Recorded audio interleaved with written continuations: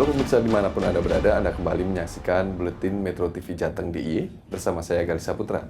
Dan kali ini kami akan mengajak Anda untuk mengikuti dialog yang mana kami hadirkan saat ini adalah anggota Komisi 3 DPRD Kota Surakarta. Dan untuk membahas tema yang akan kita bincangkan pada kesempatan kali ini yakni pengelolaan sampah di Kota Surakarta. Dan saat ini pula sudah hadir dua narasumber bersama kami. Yang pertama ada Yulianto Indratmoko selaku anggota Komisi 3 DPRD Kota Surakarta. Kemudian juga ada Roy Saputra, anggota Komisi 3 DPRD Kota Surakarta. Dan untuk mengawali dialog hari ini mungkin akan saya awali dengan pertanyaan bagaimana Pak untuk pengelolaan sampah di Kota Surakarta dengan adanya PLTSA saat ini Pak. Ya Mas, terima kasih. Yang pertama, adanya pengelolaan sampah tentunya ada persoalan. Karena persoalan sampah itu bukan hanya persoalan regional, tapi sudah persoalan mendunia. Dan semua negara bermasalah tentang sampah. Dan kebetulan di Kota Surakarta di saat tahun 2018, itu pada saat beliau Bapak EPK Rudiatmo mencetuskan program tentang bagaimana pengelolaan sampah yang ramah lingkungan. Karena dalam saat itu bahwa Perpres nomor 18 tahun 2016 itu Perpres memerintahkan untuk percepatan mengubah sampah menjadi tenaga listrik. Namun di situ dicabut oleh MA menjadi Perpres 35 tahun 2018 yaitu untuk jadikan listrik tapi ramah lingkungan. Jadi sampah, tenaga sampah yang ramah lingkungan, PLTSA. Nah, PLTSA ini dikerjakan oleh PT SCMPP. Nah, seperti itu dan dilakukan itu pemenang tendernya untuk dilakukan untuk pengelolaan sampah menjadi tenaga listrik. Yang sistem teknologinya itu pakai sistem gasifikasi yang menghasilkan biogas. Biogas itu menghasilkan gas dan untuk dikonservasi menjadi listrik. Gitu. Nah itu sehingga Kota Surakarta yang pertama kali ya di seluruh Indonesia tentang tenaga sampah berbasis sampah itu dan ramah lingkungan dan yang harus dilakukan sebetulnya perintah Perpres itu harus dilakukan dari 12 kota besar seperti Surabaya, Bandung, Bandar Gebang. Surakarta salah satunya. Ya salah satunya seperti itu. Alangkah indahnya sekarang Kota Surakarta bahwa sampah di persoalan di lingkungan, rumah tangga maupun dari pasar-pasar tidak menjadi persoalan. Karena penyumbang sampah terbesar kan justru satu pasar kalau dari daerah Kota Surakarta, namun kalau mendunia dari Cina. Karena apa? Sampah ciki, sampah yang berbuat dari kemasan-kemasan penghasil sampah dunia itu kalau tidak diatasi, ya Solo bisa-bisa kota hanya 44,5 km persegi bertumpukan sampah karena kotanya kecil kan. Nah, makanya Kota Surakarta kiat-kiat mendahului yang pertama kali menjadi tenaga sampah, pembangkit listrik tenaga sampah. Oke, berarti prosesnya mulai dari 2018 sampai sekarang ini beroperasi seperti itu, apa benar Pak Roy? Betul. Itu ini kan sudah berjalan. Nah terus dari sampah yang ada, yang masuk ya ke Putri Cempo ini kan sudah 545. Ada 545 kebutuhannya untuk menggerakkan nanti yang akan didesain menjadi listrik 5 megawatt ini. Nah kita kekurangan masih sekitar 175 ton per hari itu dari kebutuhan 545 ini. Kita sudah masuk sekitar 370-an lah. Masih ada kekurangan. Nah, tetapi kita juga masih punya sampah yang ada di lokasi di Putri Cempo ini. kemungkinan ya itu akan habis ya nanti di 5 sampai 7 tahun yang akan datang. Nah, setelah itu saya nggak tahu apakah nanti ada komunikasi lanjut di seputaran wilayah Kota Solo ini. Nah, saya juga dengan teman-teman tahun 2022 kita membuat perdanya pengelolaan sampah nomor 4 tahun 2022. Memang salah satu untuk mempersiapkan itu. Oke, berarti konsumsinya butuhnya itu 545, tapi masih kurang 175 ton gitu ya Pak? Masih kurang. Artinya ini sampah di seluruh kota Surakarta ini masih kurang untuk mencukupi gitu Pak? Enggak, sampah sisa lama itu masih mencukupi sampai 5 sampai 7 tahun. Nah setelah itu nanti dari pemerintah Kota Surakarta mau besar-besarnya medan import sampah. Nah import sampah itu dilakukan dengan kerjasama antar daerah. Daerah di sana kalau 5 kecamatan ada 5 suku Wonosraten itu kan ada Wonogiri yang terlalu jauh nggak mungkin, Klaten yang terlalu jauh nggak mungkin. Nah di sana itu yang paling terdekat itu di daerah Karanganyar, Sragen dan Kota Surakarta. Maka kami menyarankan kepada pemerintah kota kemarin untuk membuat forum kerjasama antar 3 daerah itu supaya untuk pemenuhan sampah itu ke dalam pengelolaan nantinya setelah 5-7 tahun nanti karena nanti kontraknya kan 20 tahun. Jadi kalau 7 tahun kan masih sisa 13 tahun, paling enggak kan 13 tahunnya membutuhkan penambahan sampah. Impor dari luar pun enggak apa-apa, dari Bali boleh, dari mana, asal ada kerjasama antar daerah. Gitu. Berarti kayak daerah-daerah seperti Jogja kemarin yang sampahnya menumpuk, itu bisa dikirim ke Surakarta? Boleh, bisa. Oke. Asal dalam arus lalu lintas tidak mengganggu pengguna jalan, harus rapi, di pak-pak itu dan sebagainya. Mungkin masuk kontainer besar. Oke. Dan proses komunikasi dengan antar daerah ini sejauh ini seperti apa Pak? Mungkin Pak Roy bisa menambahkan.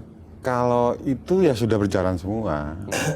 Karena ada juga pertemuan antar daerah ya, Subo Wonosraten itu juga. Nah, termasuk juga mungkin sudah dalam tahapan merancang mekanisme atau model-model kerjasamanya. Ini kan juga harus didiskusikan kembali. Oke. Gitu Mas Gali. Berarti proses komunikasi dengan antar daerah masih terus berlanjut dan harapannya nanti beberapa tahun ke depan bisa terjalin ya Pak kerjasama impor sampah ini. Dan mungkin nanti akan saya tanyakan lagi seperti apa Pak hasil dari listrik yang dihasilkan mulai PLTSA ini. Namun setelah jeda yang satu ini ya Pak.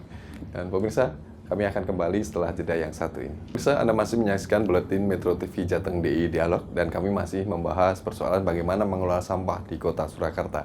Dan tadi di segmen awal kami sudah menanyakan seperti apa pengelolaan sampah di Kota Surakarta melalui PLTSA seperti itu ya Pak.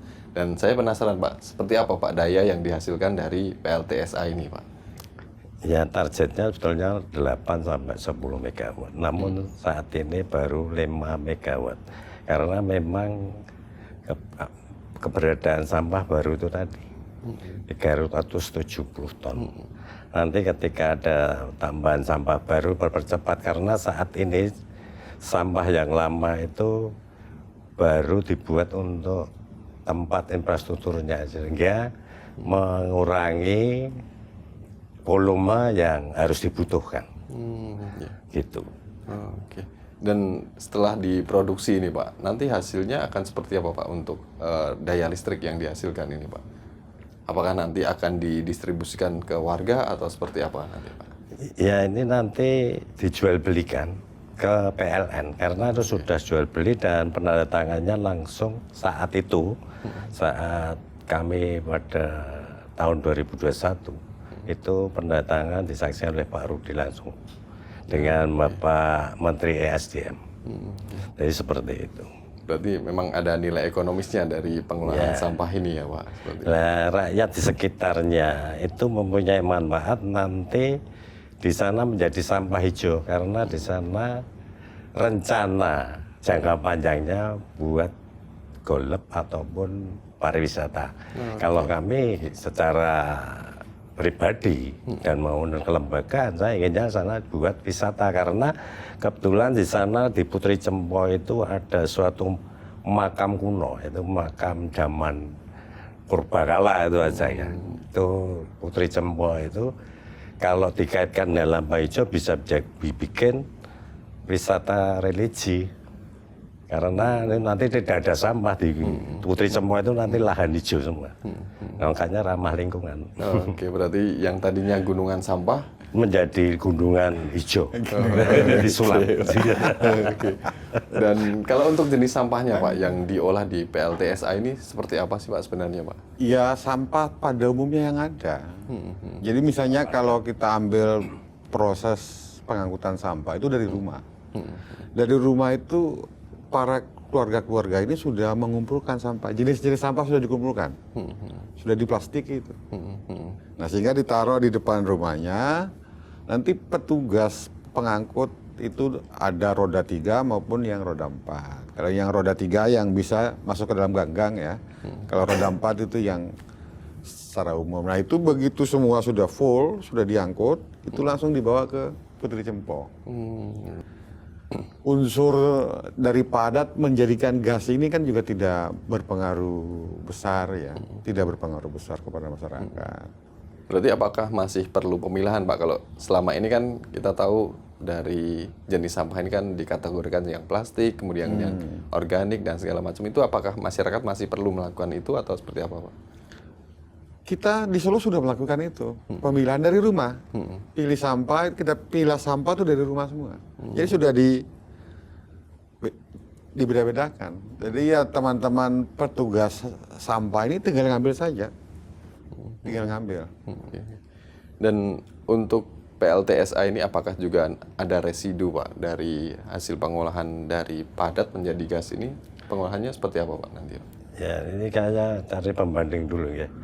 Kalau yang dulu Perda yang nomor 3 tahun 2010 dulu itu bahwa kerjasamanya tentang sistem teknologinya tentang aerobidation, jadi biogas, residunya bisa dibuat untuk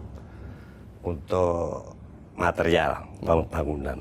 Namun sekarang residunya dibikin apa? Tapi kami belum tahu, bukan karena memang tidak dikasih tahu, belum tahu. Karena tapi asal itu residu bisa bernilai ekonomis, kami sudah cukup diam saja gitu. Karena kami kan pengawas. Oh, ada nilai ekonomis. Dan di sana juga masyarakat sekitar itu mayoritas menjadi tenaga kerja di sana. Itu sudah meringankan APBD Kota Surakarta. Menyerap tenaga kerja gitu ya Pak? Seberapa besar Pak PLTSA ini menyerap tenaga kerja di lingkungan sekitar? Ratusan, Pak. Ratusan di lingkungan. Karena di sana ada yang memilahkan, ada yang garuk, ada yang bersih-bersih.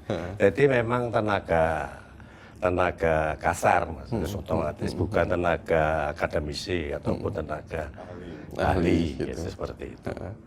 Dan tentunya ini menjadi kabar baik juga ya Pak, selain pengolahan sampahnya baik, menyerap tenaga kerja dan menghasilkan. Dan itu tidak mengganggu pemulung dan peternak sapi loh. Oke. Iya, bebas. Dan saya penasaran tadi Pak, di Putri Cempo ini kan gunungannya kan saat ini masih banyak ya Pak. Dan butuh waktu sekitar 5 sampai 7 tahun. Seberapa banyak sih Pak ini gunungan di Putri Cempo untuk saat ini? Kalau di Putri Cempo itu luasannya itu 13 hektar. Oke. Jadi kalau ketinggiannya paling enggak 6 sampai 7 meter. Kalau dikalikan harus cari kalkulator berapa ton. Gitu. Jadi tinggiannya 6 sampai 7 meter. Nah itu kan bersinggungan dengan daerah Karanganyar.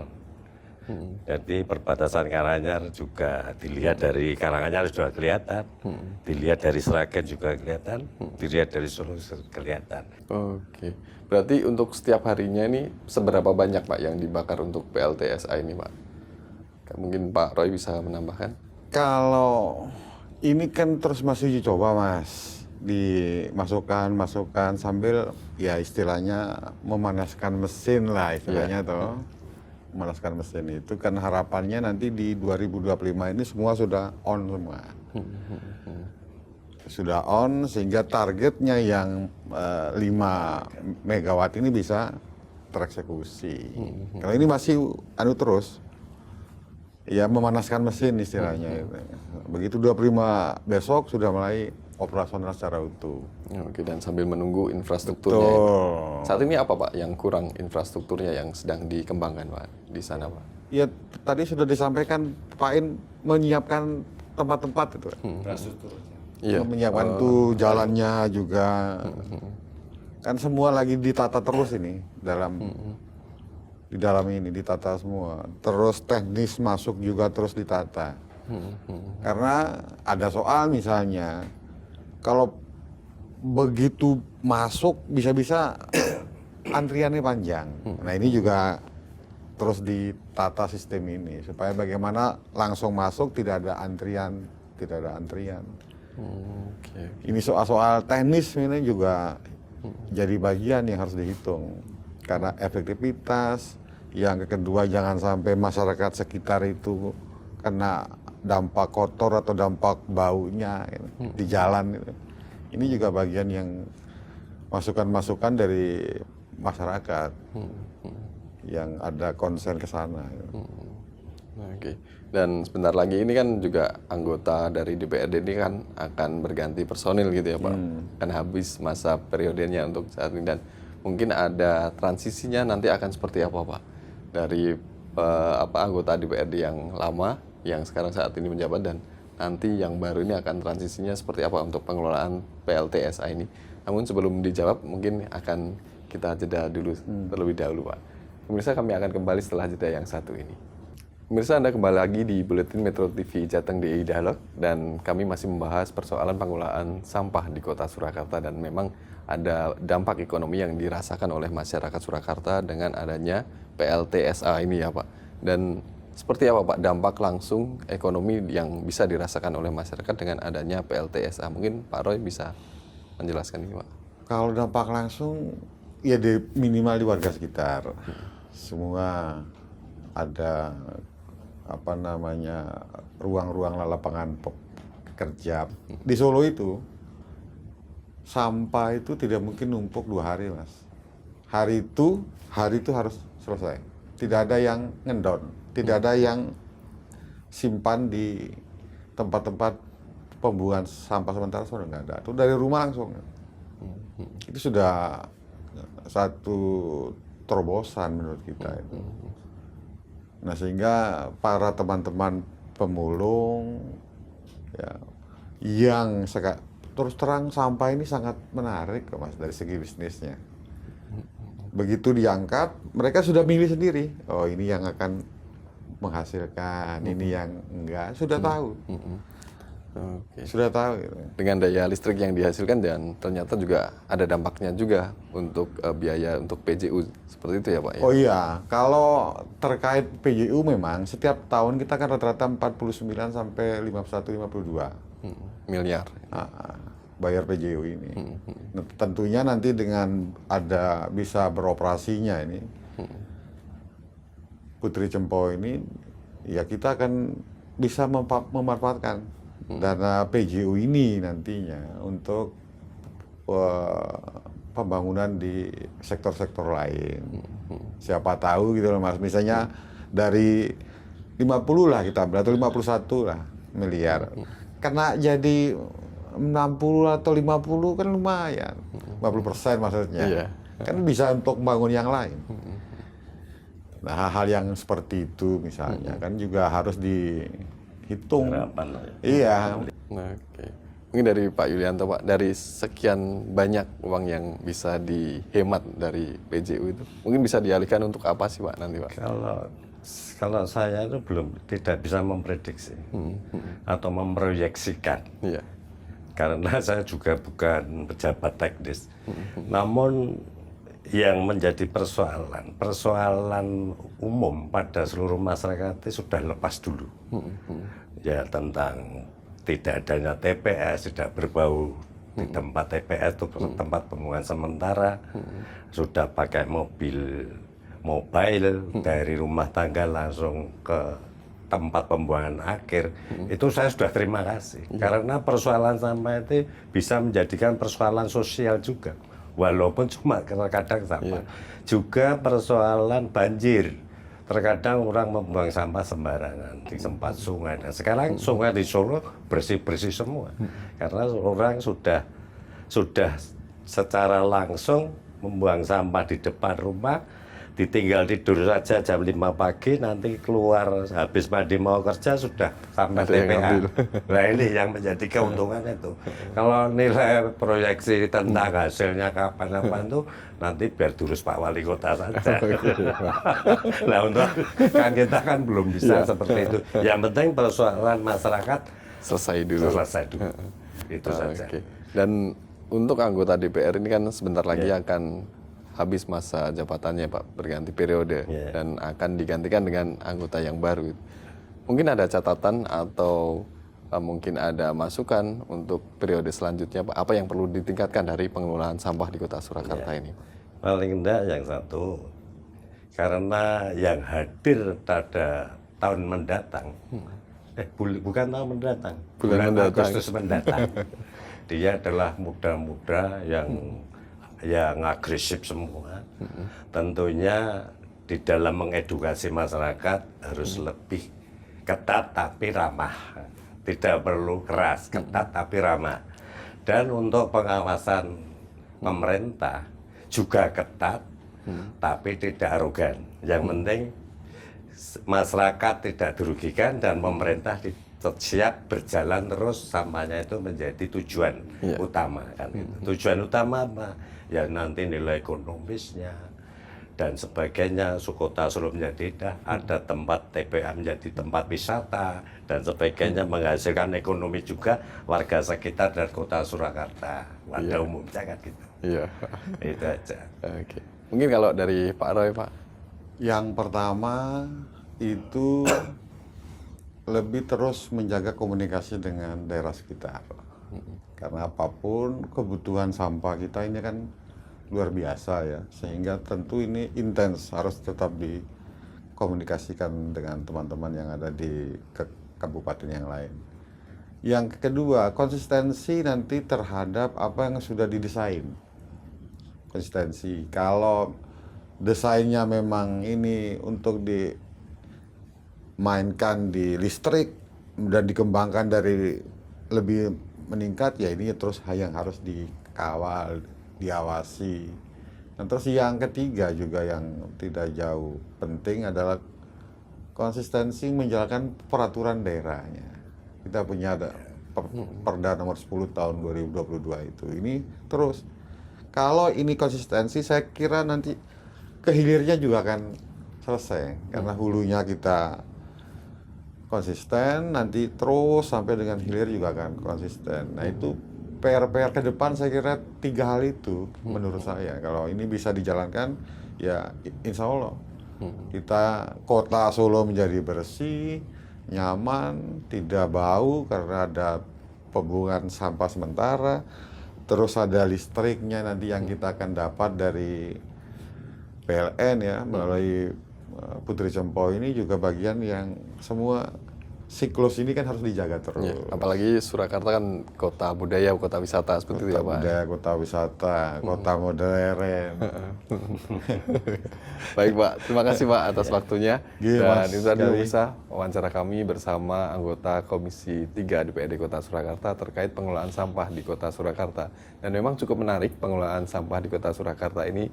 Jika daerah lainnya menumpuk sampahnya begitu, di Kota Surakarta ini justru kekurangan karena pengolahan sampahnya diolah menjadi listrik melalui PLTSA.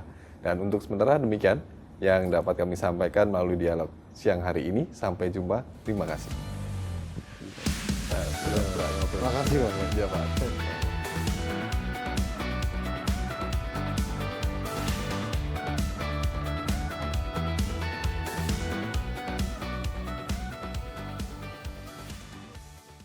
Jelajahi cara baru mendapatkan informasi. Download Metro TV Extend sekarang.